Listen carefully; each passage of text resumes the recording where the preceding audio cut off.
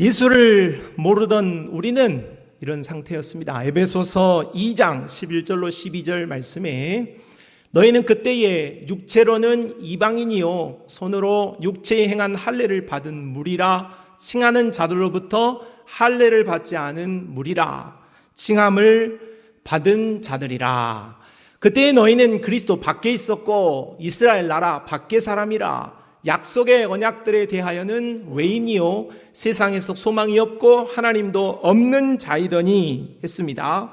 예수 모르던 우리는 예수와 관계없던 사람들이었습니다.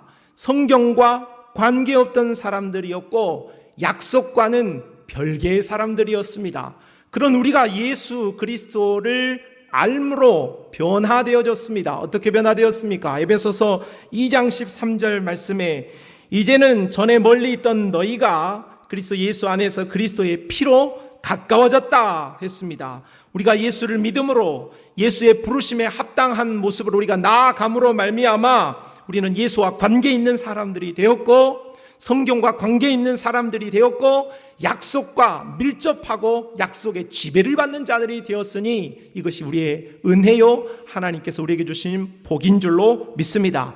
그러므로 성경에 기록되어진 이 책은 성경의 이야기, 성경의 스토리는 역사는 외국의 역사가 아닙니다. 오늘 우리는 한국사만 배우는 것이 아닙니다. 한국사만 중요한 게 아니에요. 이 이스라엘 역사는 외국의 역사가 아니라는 것이죠. 그러므로 성경에 기록되어져 있는 이 역사 이야기는 인류의 역사이며 구속의 역사이고 바로 나의 이야기로 받아야 하는 것입니다.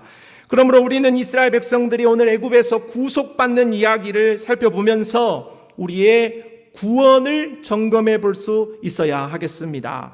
오늘 특별히 출애굽기 1장에 나타나 있는 이제 이스라엘 백성들이 애굽에서 빠져나오는 엑소도스이죠. 출애굽 한 이야기, 엑시트 한 그 이야기에 배경이 되어지는 출애굽기 1장의 내용을 살펴보고자 하는데 오늘 출애굽기 1장의 내용은 크게 네 가지 단락으로 우리가 나누어서 생각해 볼 수 있겠습니다. 첫 번째 단락은 1절로 7절에 기록되어져 있는 하나님께서는 약속을 성취하신다는 이야기가 기록되어 있습니다. 자, 1절로 5절의 말씀을 같이 한번 읽어보도록 하지요. 시작. 야곱과 함께 각각 자기 가족을 데리고 애굽에 이른 이스라엘 아들들의 이름은 이러하니 르우벤과 시므온과 레위와 유다와 이사갈과 스불론과 베냐민과 단과 납달리와 갓과 아세리요 야곱의 허리에서 나온 사람이 모두 70이요 요셉은 애굽에 있었더라.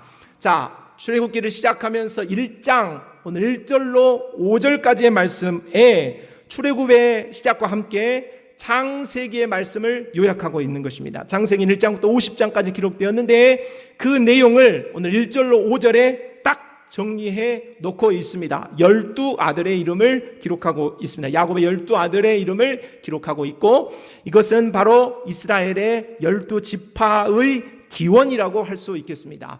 자, 1절로 5절에 나와 있는 이야기는 크게 아이야 이야기라고 하겠습니다. 따라합시다. 아이야. 툭 때리면 아야 하죠. 툭 치면 뭐라고요? 아야 합니다. 이게 바로 창세기에 기록되어 있는 중요한 세 인물을 세 음절로 정리한 것이라고 하겠습니다. 아이야. 아브라함, 이삭, 야곱입니다. 다시 합시다. 아이야. 아이야 이야기를 1절로 5절에 기록한 것이죠. 하나님께서 아브라함을 부르셨습니다. 갈대아 우르에 살고 있었던 자, 우상을 섬기고 있었던 자를 구원해내시고 불러내시고 빼내셨습니다. 그러면서 아브라함에게 지시할 땅으로 가라 하셨죠. 그래서 아브라함이 지시할 땅으로 떠났을 때에 하나님께서 하늘의 별을 보여주시고 해변의 모래를 보여주시면서 이와 같이 너의 자손이 번성하게 할 것이다 그렇게 약속을 하셨습니다. 그러나 25년 동안 아이를 주지 않으셨습니다. 그런데 하나님께서 25년이 지난 이후에 누구를 주셨습니까? 아들 이삭을 주셨습니다. 웃음이라는 뜻을 가진 아들을 주셨습니다. 그래서 하나님께서는 아브라함에게 수많은 민족을 약속하셨는데 그 약속이 고작 25년 동안 아들 하나뿐이었습니다. 우리가 지난주 부활절 말씀을 드리면서 첫 열매가 수많은 열매의 예표가 되어진다는 것을 말씀드렸죠. 이삭이라는 하나의 아들이 있었지만은 그 이삭이라는 하나의 아들이 앞으로 장차 큰 민족이 되어질 것에 대한 첫 열매였다, 이렇게 볼 수도 있겠습니다. 하나님은 이후 이 아브라함의 아들이었던 이삭에게 복을 주십니다. 이삭은 순종의 사람이었고 겸손하고 온유한 사람이었습니다. 자, 온유하고 겸손한 사람 하면은 떠오르는 분이 있죠. 누굽니까? 예수님이시죠. 바로 이삭은 예수님의 예표가 되어지는 사람이었어요. 그가 그렇게 믿음으로 순종하고 하나님을 잘 섬겼기에 그는 100배의 농사의 결실을 보는 복을 보기도 했습니다. 그의 아들에는 야곱이 등장하게 되어지는데 하나님께서는 야곱에게 훈련의 과정을 거치게 하십니다. 지렁이 같았던 야곱, 거짓말치고 사기를 잘 쳤던 그 야곱, 그를 하나님께서 훈련하고 깎아내시고 또 훈련하게 하셔서 그를 이제 통하여서 이스라엘 백성들, 그의 12 아들들이 애굽이라는 곳에 정착하며 살아갈 수 있도록 하였습니다. 특별히 그의 아들 요셉의 꿈을 통하여서 요셉의 총리가 되어지는 그 일들을 통하여서 하나님께서 야곱의 가족들을 바로 애굽이라는 곳에 살게 했다 하는 것이 창세기의 내용을 오늘 1절로 5절에 한 줄로 5절로 요약한 이야기라고 할 수 있겠습니다. 이렇게 애굽 생활을 시작한 야곱의 후손들은 고작 70명에 불과했습니다. 그런데 그로부터 400년이 지났습니다. 그러니까 창세기와 출애굽기 그 사이는 한 장, 지면으로는 한 장 차이지만은 그 역사는 몇 년이다? 400년이라는 것이죠. 자, 400년이 지났습니다. 어떻게 되었을까요? 6절. 요셉과 그의 모든 형제와 그 시대의 사람은 다 죽었다. 400년 전에 막강한 총리의 힘을 발휘했던 요셉도 죽어버렸습니다. 그리고 그의 형제, 12 형제였던 그 형제들도 다 죽었습니다. 그 시대의 사람들도 다 죽었습니다. 400년이 지났으니까 그냥 이름만 있을 뿐 그 시대의 사람들은 흔적조차 찾아볼 수 없었던 것이죠. 그런데 죽지 않고 변하지 않은 것이 한 가지가 있었어요. 7절 말씀입니다. 같이 읽어봅시다. 시작.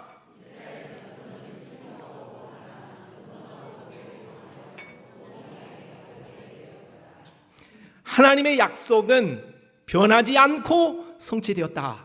아브라함에게 주셨던 너를 통하여서 이제 모든 민족이 복을 받을 것이라, 너는 복의 근원이 될 것이다, 많은 민족이 네 씨로부터 나올 것이다 하였던 그 약속이 성취되어졌다는 것이죠. 하나님이 아브라함에게 약속하신 창세기 12장 1절로 2절의 말씀을 다시 한번 기억한다면, 여호와께서 아브라함에게 이르시되 너는 너의 고향과 친척과 아버지의 집을 떠나 내가 내게 보여줄 땅으로 가라. 내가 너로 큰 민족을 이루고 내게 복을 주어 내 이름을 창대하게 하리니 너는 복이 될지라 했습니다. 시대도 변했지요. 사람도 변했습니다. 아브라함도 없고 이삭도 없고 야곱도 없고 그의 아들들도 없는 상황입니다. 시대도 변하고 모든 것이 다 변했지요. 그러나 하나님께서 아브라함에게 하셨던 약속, 하나님이 하셨던 말씀은 남아 있었다는 것입니다. 하나님은 이와 같이 말씀에 신실하신 분이십니다. 하나님이 한 번 하신 약속은 반드시 성취하시는 분이신 것을 믿으시기 바랍니다. 성도 여러분, 우리의 신앙은 무엇이라고 말할 수 있습니까? 우리의 신앙은 하나님의 약속을 믿는 신앙이고 하나님의 말씀을 의지하는 신앙이다, 그렇게 말할 수 있습니다. 오늘 우리는 누군가의 경험을 따르는 자들이 아닙니다. 오늘 누군가의 신비로운 체험을 따르는 사람들이 아닙니다. 오늘 우리는 오로지 말씀의 반석 위에 굳게 서서 따라가야 할 자들인 것을 믿습니다. 베드로전서 1장 23절로 25절 말씀입니다. 같이요. 너희가 거듭난 것은 썩어질 씨로 된 것이 아니요 썩지 아니할 씨로 된 것이니 살아있고 항상 있는 하나님의 말씀으로 되었느니라. 그러므로 모든 육체는 풀과 같고 그 모든 영광은 풀의 꽃과 같으니 풀은 마르고 꽃은 떨어지되 오직 주의 말씀은 세세토록 있도다 하였으니 너희에게 전한 복음이 곧 이 말씀이니라. 아멘. 어떤 목사가 뭐라고 한다고 해서 구원받는 게 아니에요. 어떤 능력자가 뭐라고 해서 구원받는 것도 아닙니다. 오늘 우리의 구원의 확신은 오로지 우리에게 주어진 복음, 곧 생명의 말씀에 있는 것을 분명하고도 확실하게 믿는 약속의 신앙의 사람들이 다 되시기를 바랍니다. 우리 찬양에 주님 약속하신 말씀 위에서 이 찬양이 있는데 한번 같이 찬양을 해볼까요? 주님 약속하신 말씀 위에서 영원토록 주를 찬송하리라. 소리 높여 주께 영광 돌리며 약속 믿고 굳게 서리라. 주님 약속하신 말씀 위에서 영원토록 주를 찬송하리라. 소리 높여 주께 영광 돌리며 약속 믿고 굳게 선. 주님 약속하신 말씀, 주님 약속하신 말씀 위에 세상 염려 내게 엄습할 때에 용감하게 힘써 싸워 이기며 약속 믿고 굳게 선. 3절 주님 약속하신 말씀 위에서 영원하신 주의 사랑 힘 믿고 성령으로 힘써 싸워 이기며 약속 믿고 굳게 서리. 4절입니다. 주님 약속하신 말씀 위에서 성령 인도하는 대로 행하며 주님 품에 항상 안식 얻으며 약속 믿고 굳게 서리라. 굳게 서리. 영원하신 말씀 위에 굳게 서리. 굳게 서리. 그 말씀 위에 굳게 서리. 굳게 서리. 굳게 서리. 영원하신 말씀 위에 굳게 서리. 굳게 서리. 그 말씀 위에 굳게 서리라. 할렐루야. 오로지 약속을 성취하시는, 확실하게 약속을 지키시는 그 하나님의 약속 위에 서는 성도들이 되시기를 바랍니다. 두 번째는 오늘 8절로 1절에 오늘 약속이 도전받는다는 말씀을 하고 있습니다. 이스라엘의 조상 요셉 총리의 공로를 알지 못하는 새 왕이 일어났습니다. 요셉 때는 400년 전에는 요셉이 왕보다도 더한 권력자였습니다. 권력의 몸통에 있었던 사람입니다. 그런데 400년이 지나자 요셉의 영향력이 없어졌습니다. 약속을 받은 하나님의 사람들, 번성한 이스라엘 백성들은 이 하나님을 알지 못하고 요셉을 알지 못하는 왕에 의하여서 박해를 받기 시작하지요. 11절 감독들을 그들 위에 세우고 그들에게 무거운 짐을 지워 괴롭게 하여 그들에게 바로를 위하여 국고성 비돔과 람셋을 건축하게 하니라. 이들이 약속의 백성들을 괴롭히는 이유는 9절과 같습니다. 그가 그 백성에게 이르되 이 백성 이스라엘 자손이 우리보다 많고 강하도다.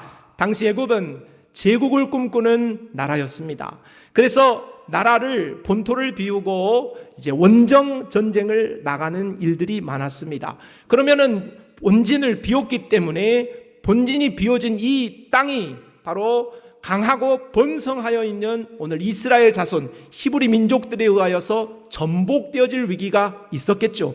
자신의 적들과 이들이 하나가 돼가지고 본진을 치면 원정에서 승리하는 것은 고사하고 본진을 잃어버리고 본토를 빼앗길 위험이 있었던 것입니다. 그러니까 정치적으로 계산할 때 이 히브리 민족을 가만두었다가는, 다스리지 못했다가는 큰 낭패를 볼 수 있다 판단하게 되어진 것입니다.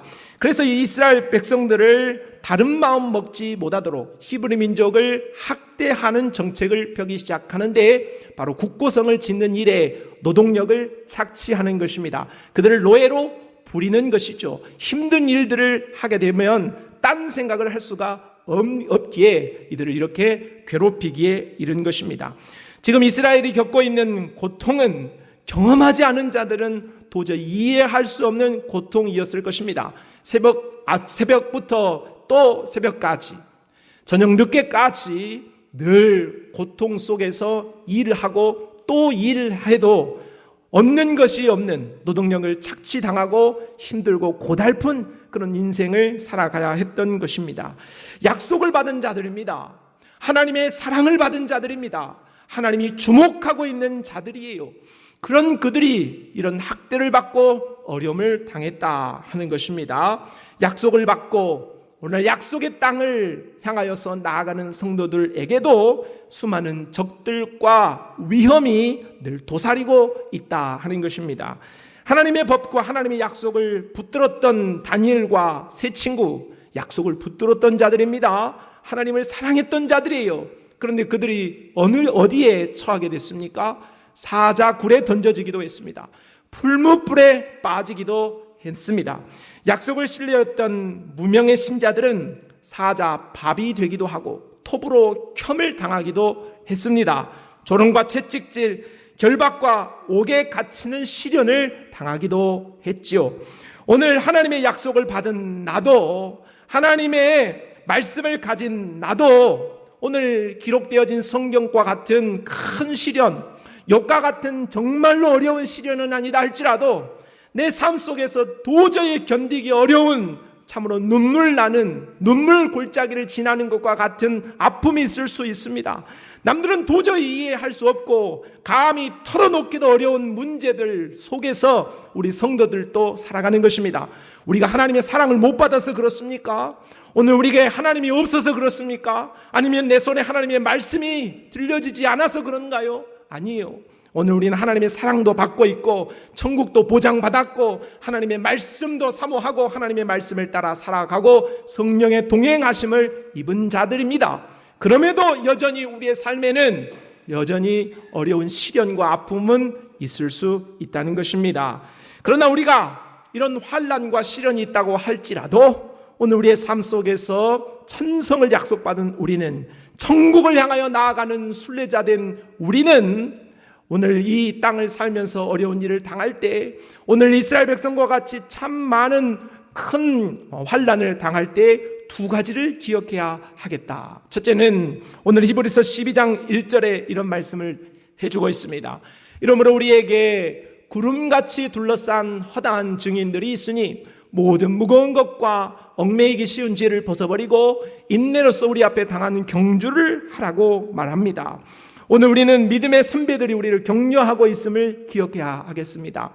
운동 선수들이 그라운드에서 열심히 뛰고 있을 때에 수많은 관중들이 그 선수의 플레이를 지켜보면서 화이팅을 외칩니다. 힘을 내라고 응원송을 불러주면 그 플레이를 하고 있는 선수가 격려를 받는 것입니다. 힘이 나죠. 내가 잘해야겠다. 내가 열심히 해야겠다. 좋은 플레이를 해야겠다. 그렇게 생각하는 것입니다. 이와 같이 오늘 우리보다 먼저 앞서간 천국에 이른 성도들은 오늘 우리를 바라보면서 믿음으로 박수하고 우리를 격려하고 있다는 것입니다. 믿음으로 살기를 주목하고 있다는 거예요. 오늘 나는 혼자가 아닙니다.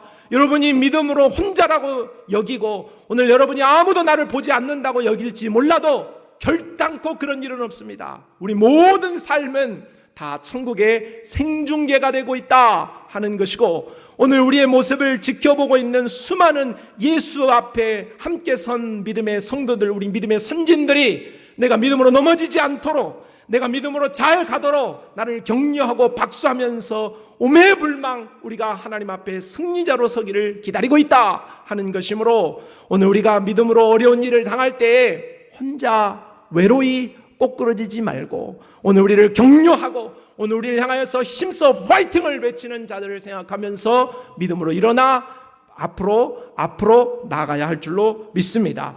또 한 가지 우리가 하나를 기억해야 할 것이 있으니 히브리서 12장 2절 말씀에 믿음의 주요 또 온전하게 하시는 이인 예수를 바라보자 했습니다. 예수님은 약속을 우리에게 주신 분이죠. 예수님은 약속을 이행하시는 분이고 약속의 주체가 되시는 분이에요. 그러므로 그 예수님이 오늘 우리에게 약속을 주셨는데 약속을 받은 우리가 환난을 좀 당하였다고, 또 어렵고 힘든 눈물 나는 일이 좀 있다고 그 약속을 받은 일을 기억하지 못하면 안 된다 하는 것입니다. 오늘 우리가 아무리 어렵고 힘든 일이 있다 할지라도 오늘 이 약속을 반드시 성취하시고 오늘 우리와 동행해 주시겠다고 약속하신 그 주님을 깊이 생각하시기를 바랍니다. 어려운 일을 당할 때 어려운 일만 묵상하지 말고, 힘든 일에만 빠지지 말고, 괴로운 것만 생각하고 또 골몰하지 말고, 그 모든 상황에 계시는 예수 그리스도, 약속의 주체 되시는 그 예수 그리스도를 생각하고 또 생각하고 묵상하고 또 묵상하게 되어질 때에 그 예수 그리스도의 영이 우리를 새롭게 하고 우리를 일으켜 내실 줄로 믿습니다. 우리는 약속을 받았어요. 그런데 약속은 성취되어지는 과정 속에 수많은 도전이 있는 것입니다. 그러나 그 도전이 있다 할지라도 오늘 구름같이 허다한 증인들이 나를 향하여 격려하고 있고 천사들이 나를 보호하고 있고 그 약속의 주체 되시는 예수 그리스도가 나를 이끌고 있으므로 그 예수 그리스도를 묵상하고 더 가까이 붙들고 나아갈 때에 우리의 약속은 도전을 이겨내는 믿음으로 승리하게 되어질 줄로 믿습니다. 세 번째는 오늘 12절로 14절 말씀에 그러나 더욱입니다. 약속을 받은 이스라엘은 약속의 성취를 따라 번성함 속에서도 애굽의 세 왕의 박해를 받았습니다. 약속의 도전을 받았어요. 그러나 그 공격이 이스라엘과 함께 하신 하나님을 넘어설 수 없었고 이스라엘이 하나님이 함께 하시는 이스라엘을 넘어설 수도 없었습니다. 자, 12절 말씀을 같이 읽어봅시다. 시작.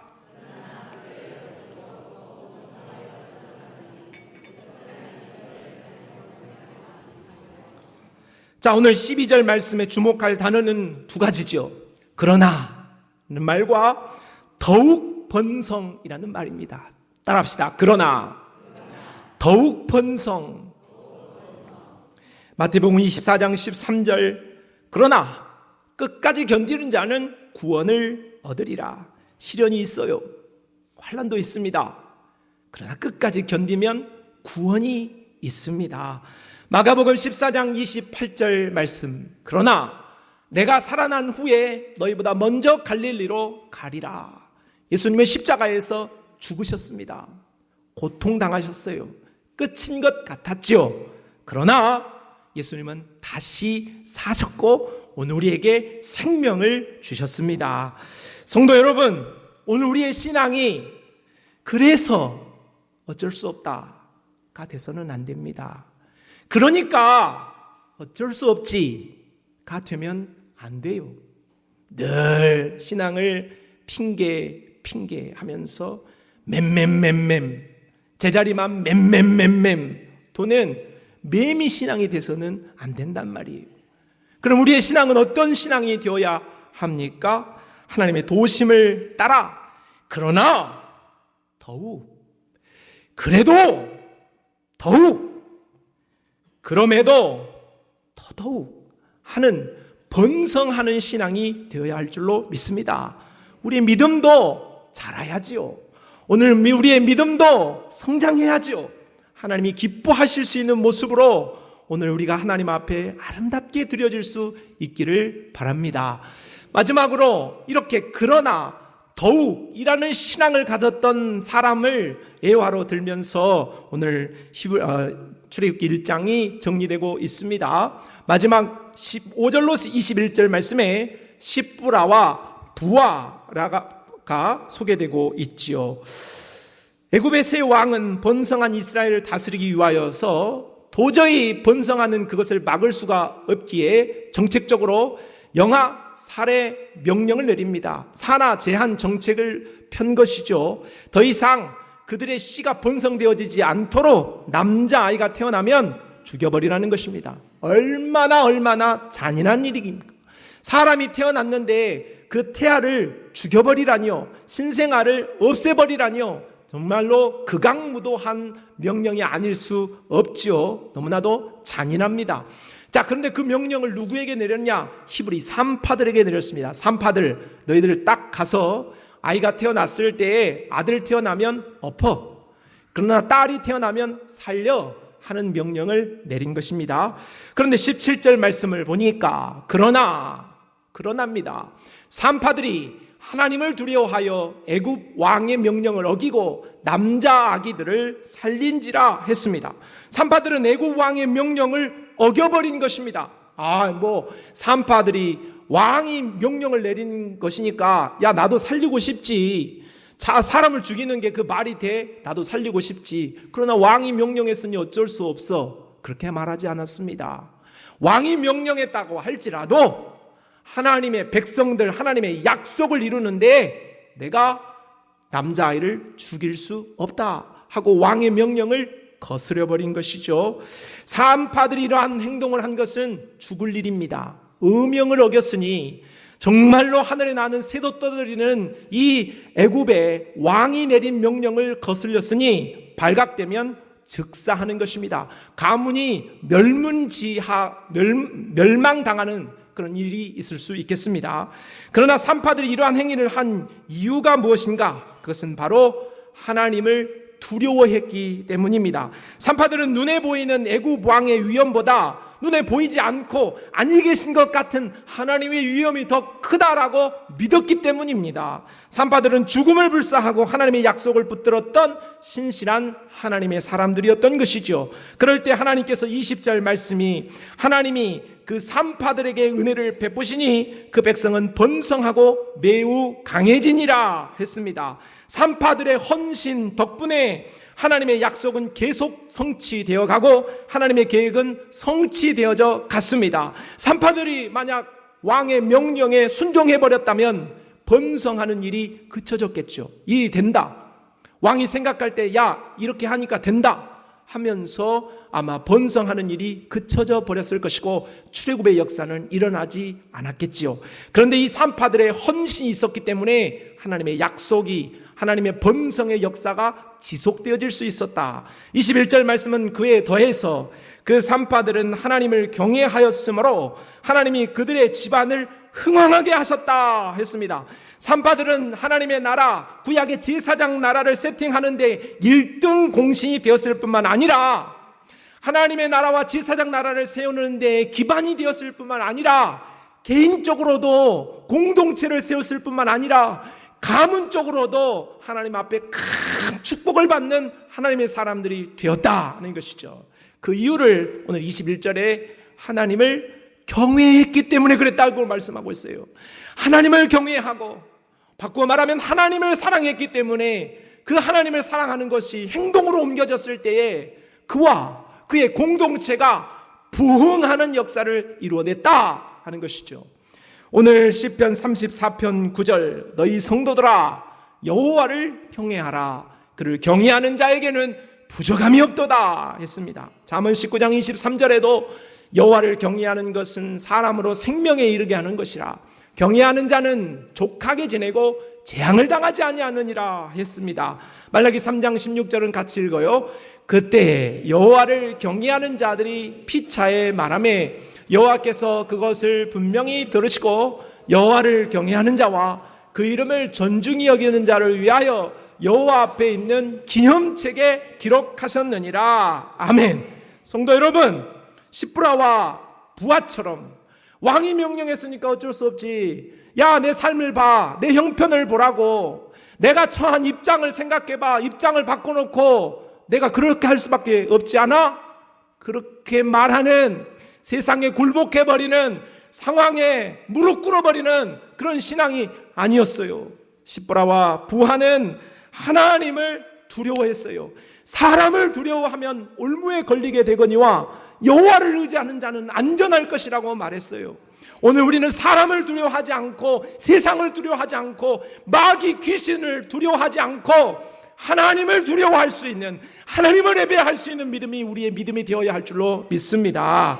그렇게 시브라와 부하처럼 하나님을 경외하고 하나님만 따르겠다, 나는 일평생 하나님만 사랑하겠다, 그런 일사각오의 결단의 믿음으로 나아가면 그런 자에게 오늘 십부라와 부하에게 개인적인 영광을 보여주고 공동체를 세우는 영광을 보여주었던 것처럼 하나님이 우리를 그렇게 사용하여 주실 줄로 믿습니다. 말씀을 정리합시다. 우리 하나님은 약속에 신실하신 분이세요. 우리를 향한 사랑, 우리를 향한 구원, 우리를 향한 보호를 한치의 오차 없이 진행하고 계십니다.